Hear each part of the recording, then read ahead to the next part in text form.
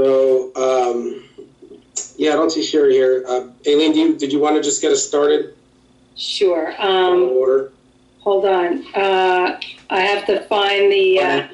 Aileen, do you want me to read it? Because I have it right here in front of me. You have it in front of you? That makes it much easier. Good. Okay. I do. Sorry, we just put you on the spot there. Sorry, Aileen. No, if I would be, I thought Sherry was going to be here. Sorry about that. Thank you, Michael. That's great. No problem. Call the order reading announcement. So adequate notice of this meeting to be held by the Belmar Board of Education on Wednesday, September 14th, 2022 at 7 p.m. has been provided in accordance with the requirements of Chapter 231 Public Law 1975. Notice of the meeting was posted on the bulletin board in the principal's office of Belmar Elementary School, 1101 Main Street, Belmar, New Jersey, on September 9th, 2022. Notice of the meeting was transmitted to the Asbury Park Press, the co-star municipal clerk of the Borough of Belmar, and the Lake Como School District on September 9th, 2022. So can we have the big salute, which, give me 1 second. I will share screen. All right. Pledge allegiance to the flag, Flag. of the United States of America, to the republic For which which stands one nation, under God, indivisible, with liberty justice. for all. Okay. Where were we? Okay, good. I'll let you do that. All right. So then roll call. Sherry Adams. Anthony Almack. Here. Kimberly Chuck. Brian Conklin. Here. Avery Sully. Here. Rebecca Herbert. Here. Michelle Williams. Here. Jennifer Nicolay. Here. Robert Preston. Here. And Michelle Tyler. Here. All right. Okay, then for the first thing, we have any comments from the public on agendas only.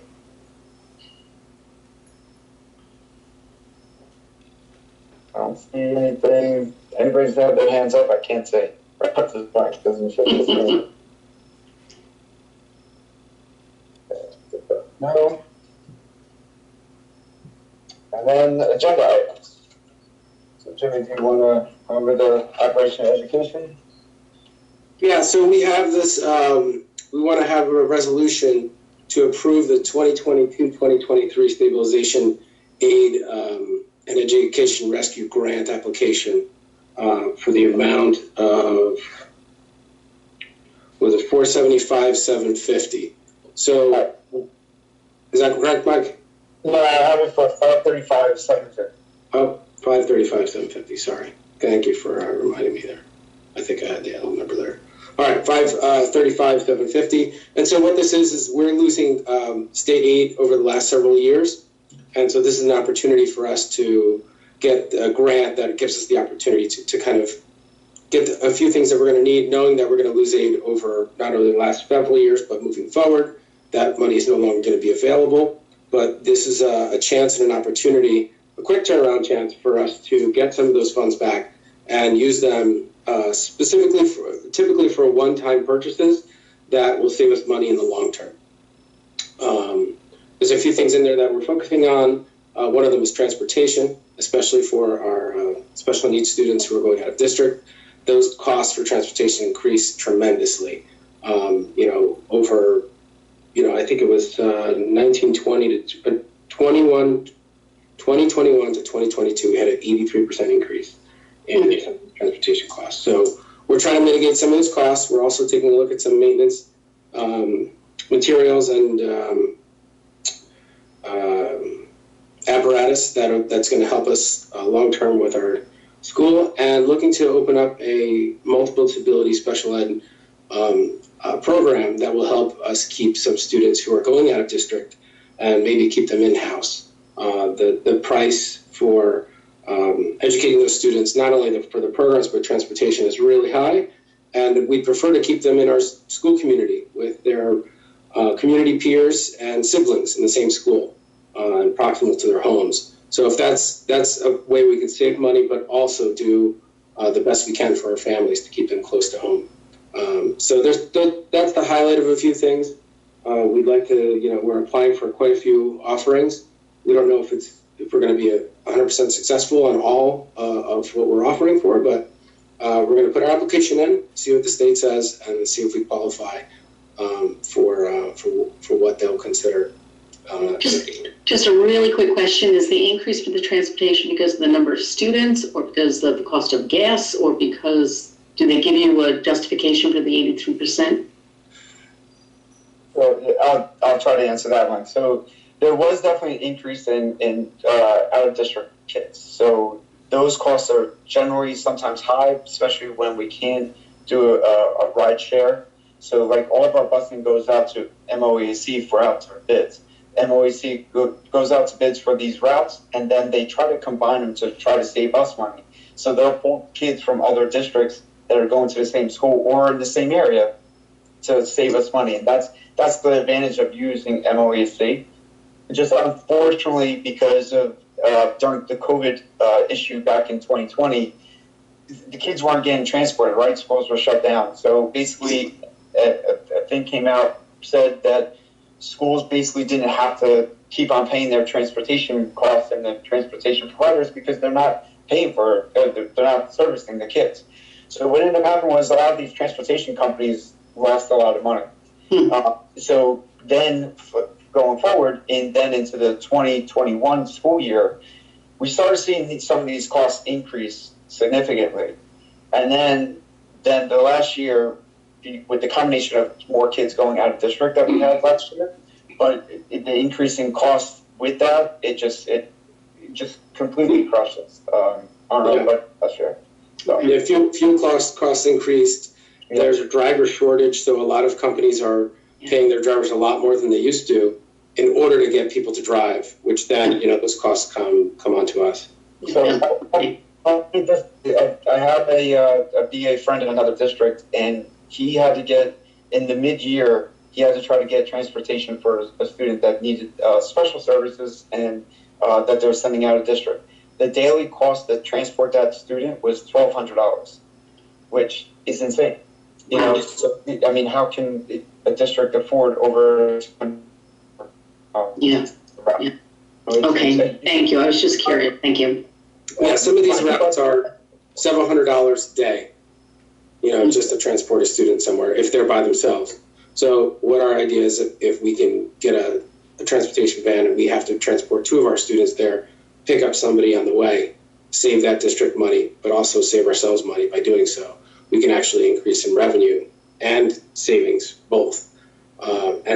So that's why we're applying for this grant, because there might be an opportunity for us to have this one-time cost and one-time grant to help purchase those things. Now, we applied for a few different things, so we'll see what exactly they're willing to offer us.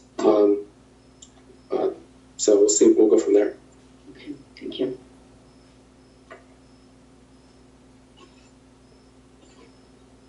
Did anybody have any other questions on this resolution? All right, so I just need a motion. Make the motion. I see Preston and Nikolai, is it? Yeah. Sorry, my camera doesn't seem to be working. There she is. Okay, I'm sharing my screen. Can you guys hear me? See anybody? Yes. Yes. Yeah, we can hear you. Hello? Yep. We can hear you. Where is it? You can hear me? Yes. Yes. Okay. So. For some reason, it's coming in through my phone and won't let me use my camera. It's fine. So if there's no other discussion, I'll just do a roll call for that resolution. So, Mrs. Allnight? Yes. Mr. Conta? Yes. Mr. Herbert? Yes. Ms. Gomez? Yes. Mr. Nicolai? Yes. Mr. Preston? Yes. Ms. Cartalia? Yes. Mrs. White? Yes. Ms. Adams? Yes. All right, so then we just have comments from the public. Are there any comments from the public?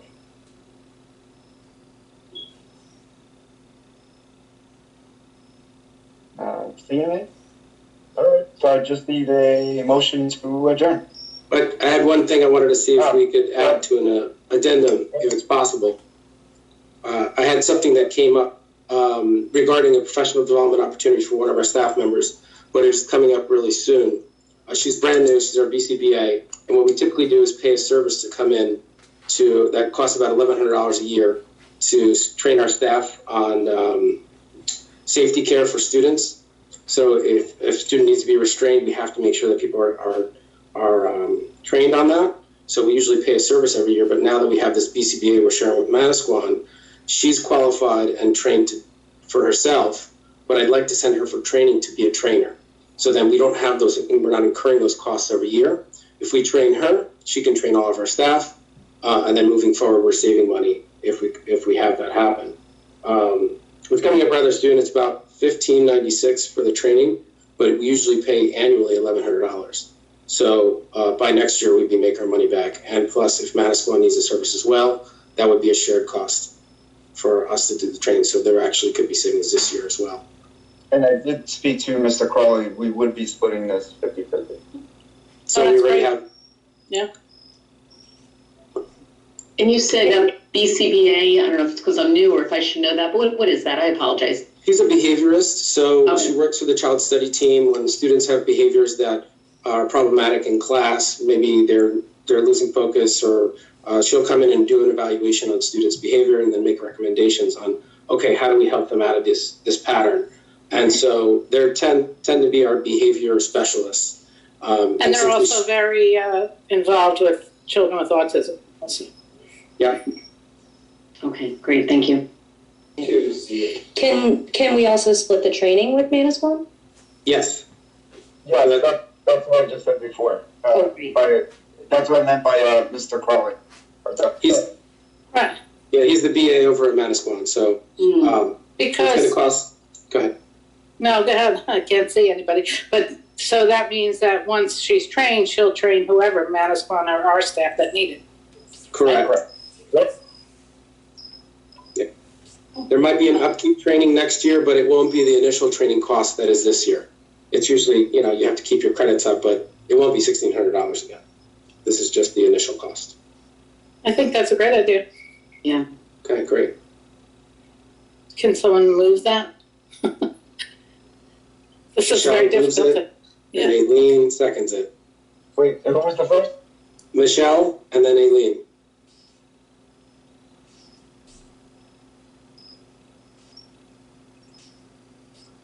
Do you want to do a roll call? Yep. All right. So Mrs. Almanac, Yes. Mr. Conklin, Yes. Mrs. Herbert, Yes. Mrs. Lomas, Yes. Mrs. Nicolai, Yes. Mr. Preston, Yes. Ms. Cartalia, Yes. Mrs. Fay, Yes. and Ms. Adams. Yes. So is that it? So we just need a motion to adjourn now? No, so we did have someone reach out that they would like to actually speak. I think it's Hannah Daugherty. Oh, okay. Yes. Hi. Sorry, I tried to click unmute and it just didn't go through the first time. Apologies on that. Hi, my name's Hannah Daugherty. I live at 110 Inlet Terrace. As some of you may know, I went to Belmar Elementary from 1st grade to 8th grade. My sister went there, and my brother is currently going into 3rd grade. I've never come to a Board of Education meeting, or Zoomed with one either, because I never felt like I had to. Throughout my years, I was surrounded with a caring and inclusive environment. I had friends who were trans, friends who were gay, friends who had gay parents, and I can tell you, none of them were sinners. Belmar Elementary taught me how to be kind. The word kindness was posted on every bulletin board and scattered down the hallways. I believe the school should still be teaching kindness, and the first step might be reflecting on their own school board. Another lesson I learned at Belmar Elementary was about cyberbullying. It is all too prevalent amongst middle schoolers, and apparently the Belmar School Board as well. We want to teach kids it's okay to be gay. We want to teach kids it's okay to love who you love. What we don't want to promote is hatred. What we don't want to promote is cyberbullying. What we don't want to promote is the idea that a 17-year-old girl, like me, has to go to a school board meeting because a member of the board said hateful and cruel things about a community of people I truly care about. What we don't want to promote is that homosexuality is a sin. None of the kids at Belmar Elementary School can vote. I can't vote. The adults in our lives have let us down with their inability to deal with the situation at hand. Mrs. Almack, you recently asked for people to stand up. Well, I'm standing. I'm standing for the students who can't vote. I'm standing to show your words aren't meaningless. I'm standing for my mom. I'm standing for my moms. Not only am I standing, but I'm speaking. Mrs. Almack, I call on you to resign. Mrs. Almack, having your own personal beliefs about homosexuality is one. Are we done now? Sherry, are we done? Are we done? She's making. Oh, I'm sorry. You already had your statement, ma'am. It's my turn. I'm sorry. It's actually my turn to speak. You can This is public respond comment. if you want, Antoinette. When I'm done. Mrs. Almack, having your own personal beliefs about homosexuality is one thing. Yet being an elected public figure and posting your hateful rhetoric on social media is another. I could describe Belmar Elementary School as so many words. Homophobic has never been one of them. Don't make me use it now. Actions speak louder than even the most hateful words. Mrs. Almack, resign.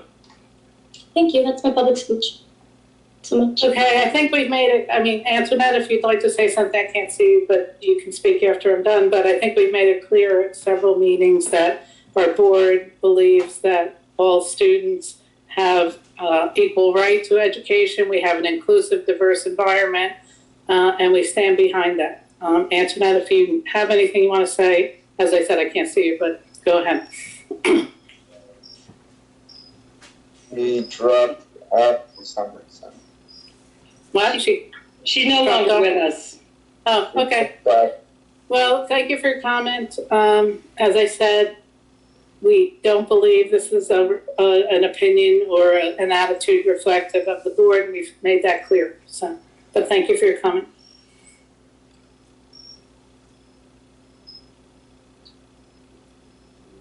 Thank you. I'm sorry? Oh, I said thank you for letting me speak. That's all. Oh, okay. Thank you. Is that the end of the public comment section? Unless there's someone else. Mm-hmm. Okay. So do we want to move to adjourn? Yeah. We just need a motion.